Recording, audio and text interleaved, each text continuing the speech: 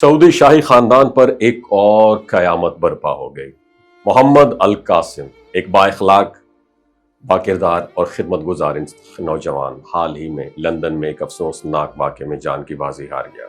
سعودی عرب کے ایک معزز اور خوشحال گھرانے سے تعلق رکھنے والا یہ طالب علم اعلیٰ تعلیم کے لیے برطانیہ میں مقیم تھا۔ وہ نہ صرف حافظ قرآن تھا بلکہ حج کے ایام میں حاجیوں کو پانی پلانے اور خدمت کرنے کے لیے خود والنٹیئرلی رضاکارانہ ڈیوٹی انجام دیتا۔ دولت اور حیثیت کے باوجود اس کی عاجزی اور انسانیت پسندی ہر ملنے والوں کے دل کو چھو جاتی تھی۔ اس کا مرڈر اچانک ایک گلی میں ہوا جہاں ایک شخص نے چاقو سے پے در پہ وار کر کے اس کی جان لے لی، اور یہ خبر بجلی کی طرح پھیلی۔ سوشل میڈیا پر تصاویر اور ویڈیوز وائرل ہو گئیں اور دنیا بھر میں سوال اٹھنے لگے، آخر ایک معصوم اور باکردار نوجوان کو اس بے رحمی سے کیوں مارا گیا؟ سعودی عرب میں اس واقعے نے نہ صرف غم اور غصہ پیدا کیا بلکہ ایک بہت بڑے سوال کو جنم لیا۔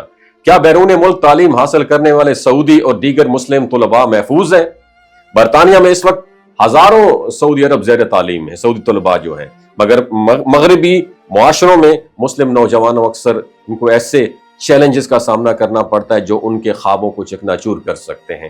اسلام فوبیا کے بڑھتے ہوئے رجحانات، نفرت انگیز رویے اور نسلی تعصب انہیں ذہنی دباؤ اور خوف میں مبتلا کر دیتے ہیں۔ یہاں ایک اور تلخ حقیقت بھی سامنے آتی ہے کہ مغربی میڈیا اور بعض سیاسی حلقے برسوں سے مسلمانوں کو منفی انداز میں پیش کرتے آئے ہیں۔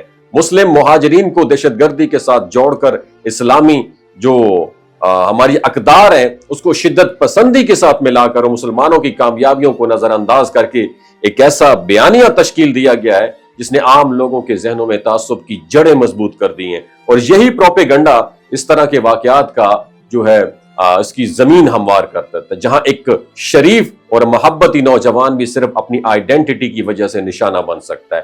محمد القاسم کا کردار اسی پروپیگنڈے کی مکمل نفی کرتا تھا۔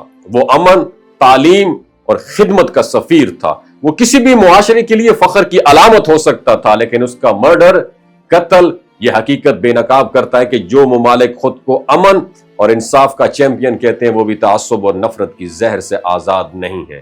8 اگست 2025 کو مسجد حرام میں اس کا جنازہ ادا ہوا۔ لاکھوں نمازیوں کی موجودگی میں جب اس کے لیے دعائیں کی جا رہی تھیں تو یہ منظر اس بات کا گواہ تھا کہ محمد القاسم کی زندگی نے کتنے دل جیتے تھے، مگر یہ بھی ایک کڑوا سچ تھا کہ اسلام فوبیا کے اندھے پروپیگنڈے نے ایک اور قیمتی جان ہم سے چھین لی۔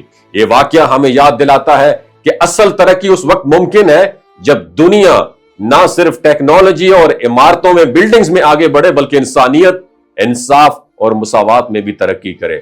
محمد القاسم کی مسکراہٹ اب یادوں کا حصہ ہے، مگر اس کی کہانی آنے والے وقت میں ہر اس شخص کے لیے ایک آئینہ بنے گی جو امن اور انسانی برادری کا دعویٰ کرتا ہے۔